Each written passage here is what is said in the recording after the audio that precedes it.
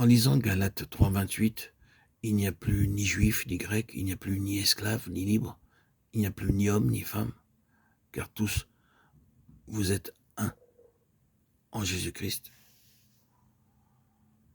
Ici, le problème social est traité, celui du maître et de l'esclave.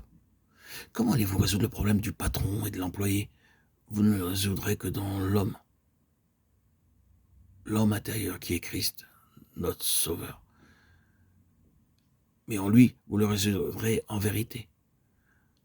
Puis si le juif pense qu'il a par sa nationalité un avantage sur le grec, et si le maître pense qu'il a un avantage sur le serviteur, et comme c'est souvent le cas, particulièrement en Orient, si l'homme pense qu'il a l'avantage sur la femme, comment viendrez-vous à bout de ces problèmes?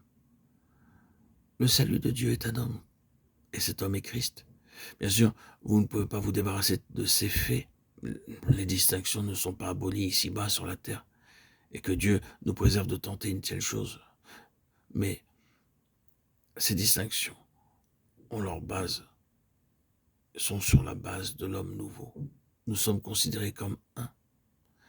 Là, nous nous réunissons sur une base entièrement différente. En Christ, il ne peut plus y avoir ni juif, ni grec, ni distinction nationaliste, ni même homme et femme, ni esclave, ni libre, ni supérieur, ni inférieur. En Christ, les avantages et les désavantages disparaissent.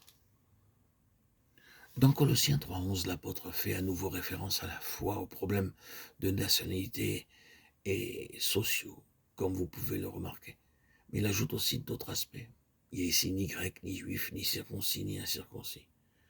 Ici, il met peut-être son doigt un peu plus fermement sur le problème du juif et du grec. Il insiste maintenant, non seulement sur le problème de nationalité, mais aussi de religion. Oh, combien ce problème était aigu. En Christ, il n'y a aucun avantage religieux d'une religion sur d'autres. Personne n'est dans une position moins avantageuse que d'autres, sur des bases religieuses. Puis il parle de barbares et de scythes. C'est une référence supplémentaire à la question raciale. Ces termes représentent différents niveaux de civilisation et de culture, et l'apôtre résout le problème en disant qu'en Christ, de telles distinctions n'ont aucune place. Puis, dans le passage de 1 Corinthiens 1, 24-30, un autre aspect de ce problème est placé devant nous. Mais puissance de Dieu et sagesse de Dieu pour ceux qui sont appelés tant que juifs que grecs. Or, c'est par lui que vous êtes en Jésus-Christ. Christ qui a été fait pour nous sagesse, justice, sanctification et rédemption.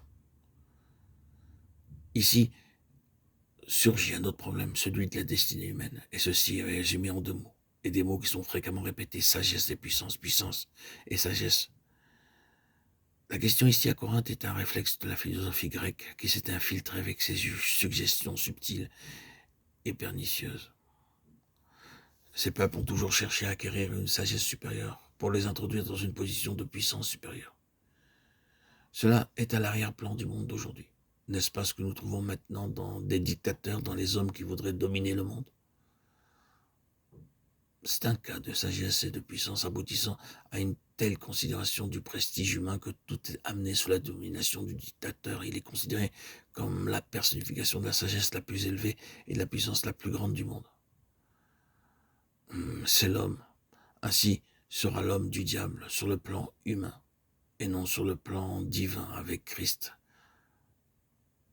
La réponse à tous ces enseignements est Christ, par le moyen de sa parole, car il est l'homme qui a été désigné par Dieu. La réponse est Christ en nous, la puissance et la sagesse.